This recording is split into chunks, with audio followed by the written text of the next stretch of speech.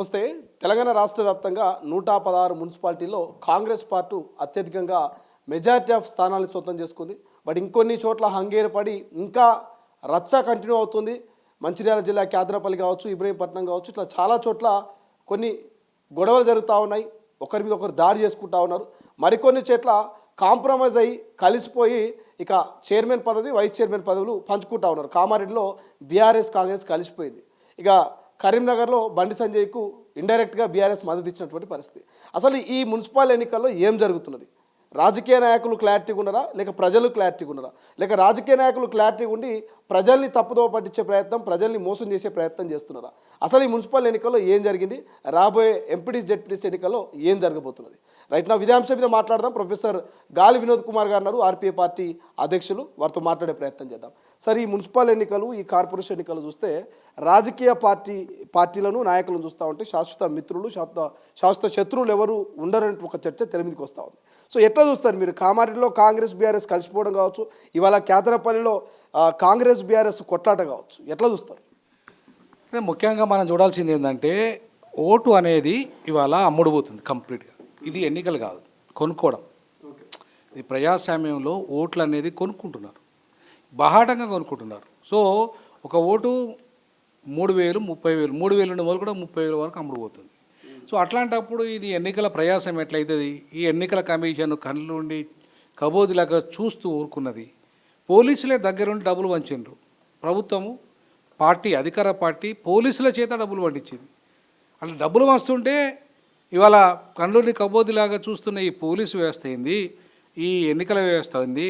మరి ఈ రెండు ఇట్లా జరుగుతున్న విషయంలో న్యాయ వ్యవస్థ కనగబడతలేదా? న్యాయ వ్యవస్థ అనేది సొమోటోగా తీసుకోవాలి కదా.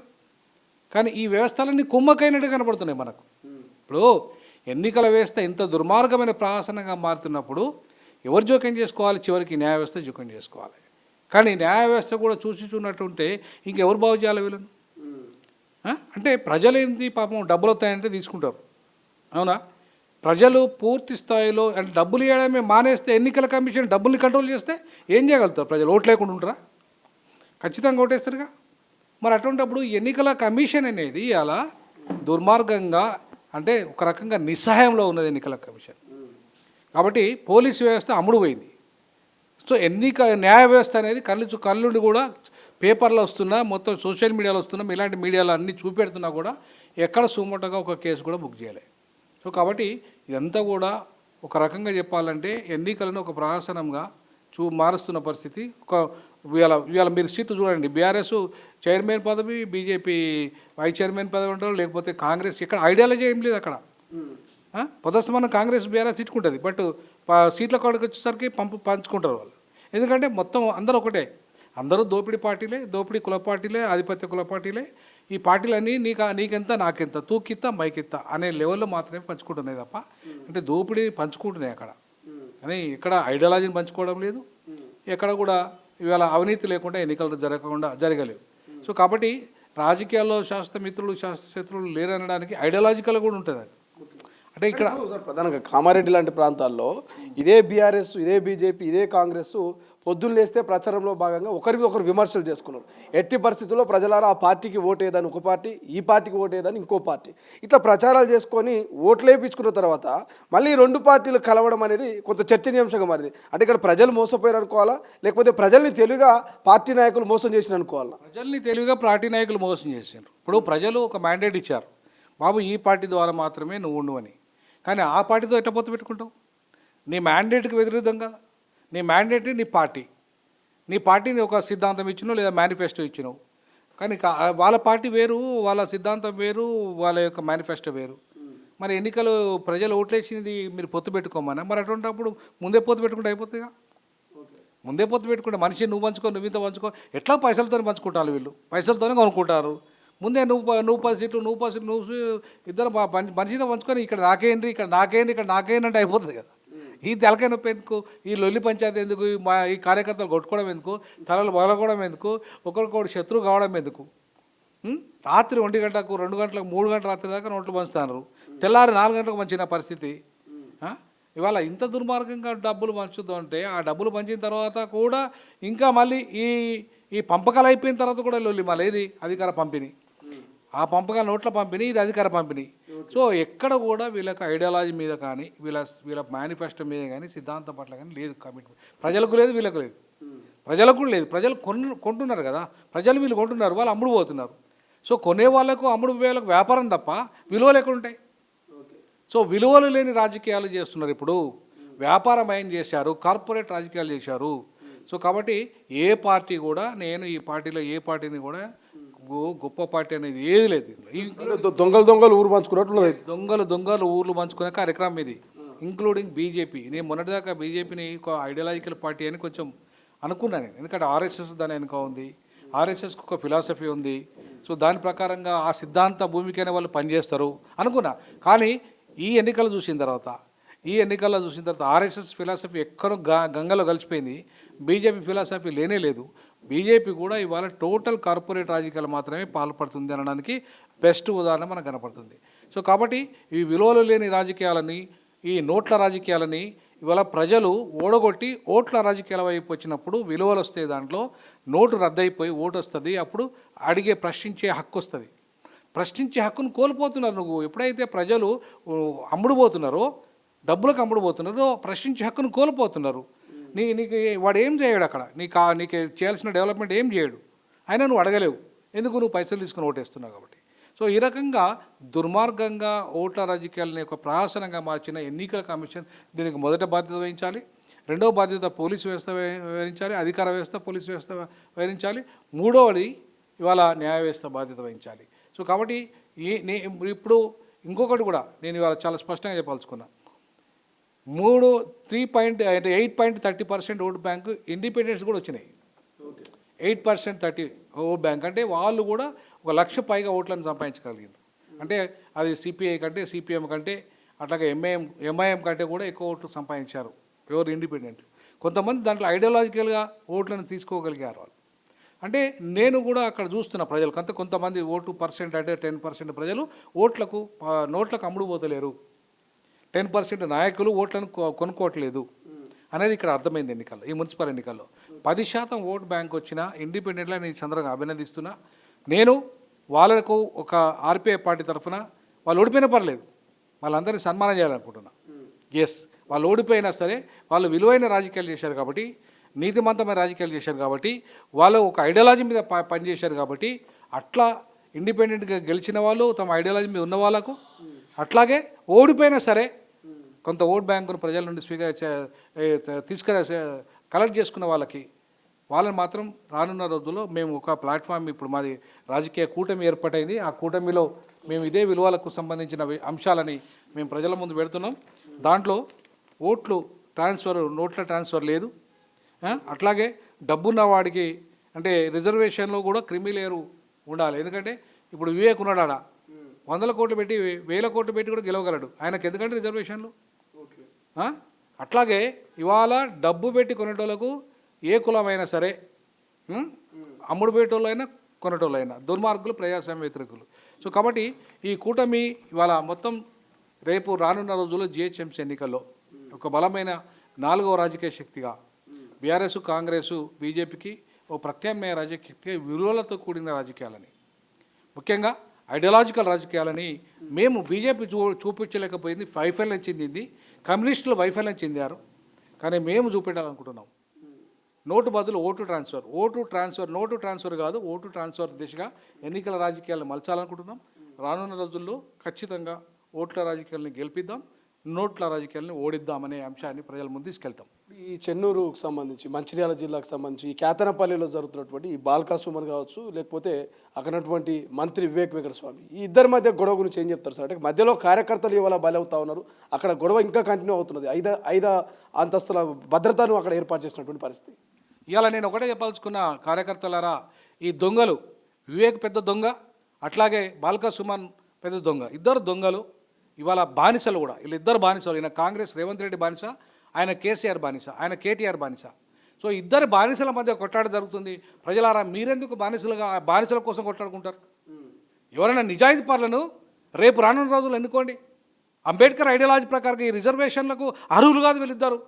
ఏ రిజర్వేషన్లో ఇద్దరు పోటీ చేస్తున్నారో వీళ్ళిద్దరు అర్హులు కాదు, దొంగలు, వీళ్ళిద్దరు బానిసలు. ఈ దుర్మార్గులను ఓడిద్దాం రేపు రానున్న రోజుల్లో. ప్రజలారా దయచేసి మీరు కొట్లాడుకోకండి, దయచేసి ఈ దొంగల కోసం మీరు తలకాయలు పలకొట్టుకోకండి, ఈ దొంగల కోసం మీరు కొట్లాడుకొని మీరు శత్రుత్వం పెంచుకోకండి. ఈ దొంగలు ఇద్దరు ఒకటి రాత్రిపూట మళ్ళీ కలుసుకుంటారు, ఇద్దరు కలిసి మంచిగా రాజకీయాలు పంచుకుంటారు. దొంగలు ఒళ్ళు పంచుకున్నట్టుగానే ఈ దొంగ రాజకీయాలను, లుచ్చ రాజకీయాలను దయచేసి ప్రజలను ఇప్పటికైనా గమనించండి.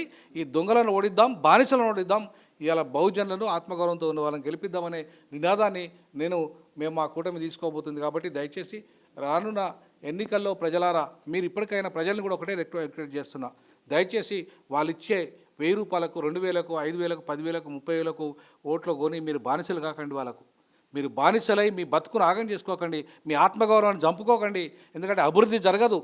వీళ్ళు ఒక్కసారి మీకు డబ్బులు ఇచ్చి కొనుక్కున్నాక మళ్ళీ డబ్బుల కోసం ప్రయత్నం చేస్తారు. వాళ్ళు మీ భూములు అమ్మేస్తారు, మీ ఆస్తులు అమ్మేస్తారు, మీకు ఇల్లు రావు, మీకు మీ పిల్లలకు మంచి భవిష్యత్తు రాదు, మీకు చదువు రాదు, మీకు ఉద్యోగం రాదు, ఉపాధి రాదు, ఇవేవి రావు. వీళ్ళు మిమ్మల్ని డబ్బులు ఇచ్చి కొనుక్కుంటారు, మళ్ళీ డబ్బుల కోసం కలెక్ట్ చేసుకుంటారు అంతే తప్ప ఇట్లాంటి దుర్మార్గమైన లుచ్చ రాజకీయాలు, దోపిడీ రాజకీయాలు, బానిస రాజకీయాలు, ఈ దోపిడీ కుల ఆధిపత్య రాజకీయాలకు స్వస్తి పలికే రోజు త్వరలోనే ఉంది.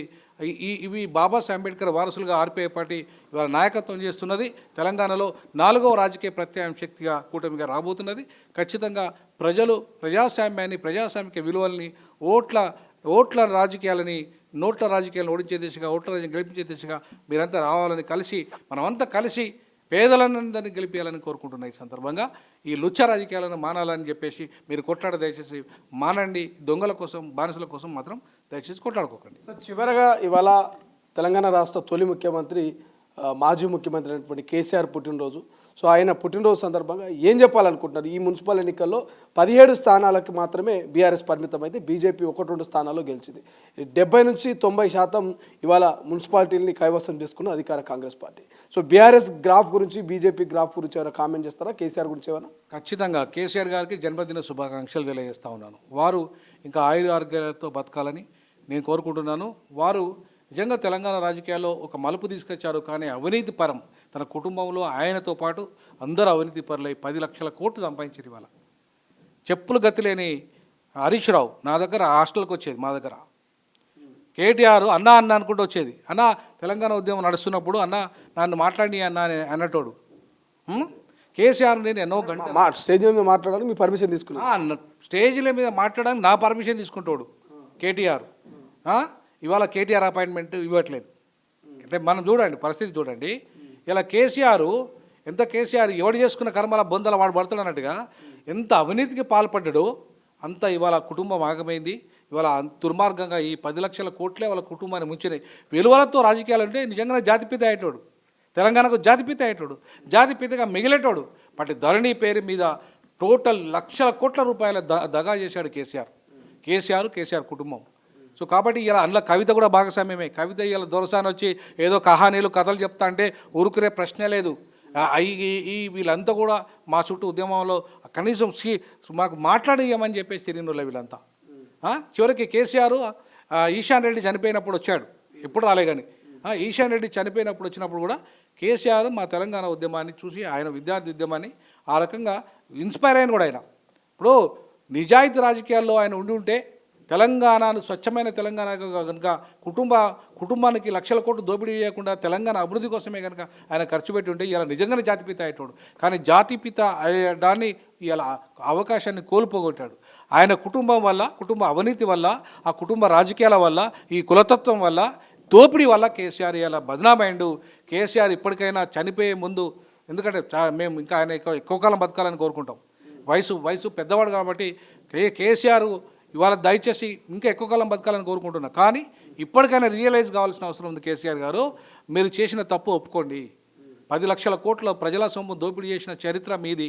ఇవాళ మీరు జాతిపితగా మిగిలాల్సిన వాళ్ళు అనవసరంగా కాలగర్భంలో, అంటే అవినీతి కుంభకోణంలో కాలగర్భంలో కుడుకుపోయి నీ కుటుంబాన్ని, నీ పార్టీని ఇవాళ భూస్థాపితం చేసే స్థితికి వచ్చేసింది పార్టీ. సో కాబట్టి రానున్న రోజుల్లో ఇప్పటికైనా మారి ప్రాంతీయ పార్టీ, తెలంగాణ అస్తిత్వం ఉన్న పార్టీని మళ్ళీ గెలిపించుకోవాలంటే, ప్రజలు నమ్మాలంటే ఖచ్చితంగా ఆ అవినీతి రహిత రాజకీయాల వైపు రావాలి. కేసీఆర్, మీ కొడుకు చెప్పండి కేటీఆర్కు, ఎప్పుడైనా అహంకారాన్ని, ఈ అవినీతి రాజకీయాలు మానుకొని నిజాయితీ రాజకీయాల వైపు వస్తే మేము కేసీఆర్తో కలిసి పనిచేయడానికి కూడా మాకు ఎలాంటి అభ్యంతరం లేదు. బీఆర్ఎస్తో కలిసి పనిచేయడానికి కూడా మాకు ఎలాంటి అభ్యంతరం లేదు. రానున్న రోజుల్లో కేసీఆర్ లాంటి నాయకుడు ఇలా దేశంలో కూడా ప్రాంతీయ పార్టీలను మొత్తం ఒక ప్లాట్ఫామ్ మీద తేవాలి. ఎందుకంటే రెండు ఉత్తరాది పార్టీలే, రెండు జాతీయ పార్టీలు ఉత్తరాది పార్టీలే, దోపిడీ పార్టీలే, ఉత్తరాది ఆధిపత్య పార్టీలే. అది హిందుస్థాన్ కావచ్చు, అగ్రవర్ణాలు కావచ్చు, బ్రాహ్మణాధిపత్యం కావచ్చు.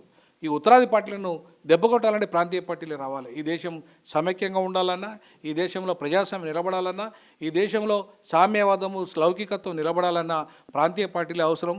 అది అటు స్టాలిన్ కావచ్చు, ఇటు కేసీఆర్ కావచ్చు, వీళ్ళంతా కూడా ఒక ప్రత్యామ్నాయ రాజకీయాల వైపు దేశంలో మళ్ళీ తీసుకుపోయే విధంగా వీళ్ళు ముందు ఉండాలి. కేసీఆర్ దేశ రాజకీయాలకు సాధించే దిశగా ఉండాలి తప్ప ఆయన రాజకీయాల నుండి దూరం ఉండదు. దయచేసి కేసీఆర్ గారు మీరు దేశ నాయకుడిగా మళ్ళీ రండి, అంతేగాని మీ రాజకీయాలకు దూరం కావద్దని చెప్పేసి మీ జన్మదిన సందర్భంగా మరొకసారి మిమ్మల్ని విజ్ఞప్తి చేస్తూ ఉన్నాను. మీరు పెద్దవారు కాబట్టి, నేను చిన్నవాడిని కాబట్టి, వయసులో చిన్నవాడిని, మీరు వయసులో పెద్దవారు కాబట్టి మిమ్మల్ని విజ్ఞప్తి చేస్తూ ఉన్నాను. మీరు దేశ రాజకీయాలకు రండి. ఖచ్చితంగా మీరు ఇంకా ఎక్కువ కాలం ఉండి దేశంలో ఒక నూతన ప్రత్యామ్నాయాన్ని క్రియేట్ చేయడానికి మీ వంతు కృషి చేయాల్సిందిగా ఈ సందర్భంగా మరొకసారి ఆయనకు జన్మదిన శుభాకాంక్షలు తెలిసి మీరు దేశ రాజకీయాలు ఉండాలి. రాజకీయాలు మానుకుంటున్న సోషల్ మీడియాలో వస్తుంది. దయచేసి మీరు రాజకీయాలు మానుకోకండి, ఖచ్చితంగా నిలబడి దేశంలో మీరు ఒక మోడల్ క్రియేట్ చేయాలని చెప్పేసి నేను ఈ సందర్భంగా కేసీఆర్ గారికి విజ్ఞప్తి చేస్తా ఉన్నాను.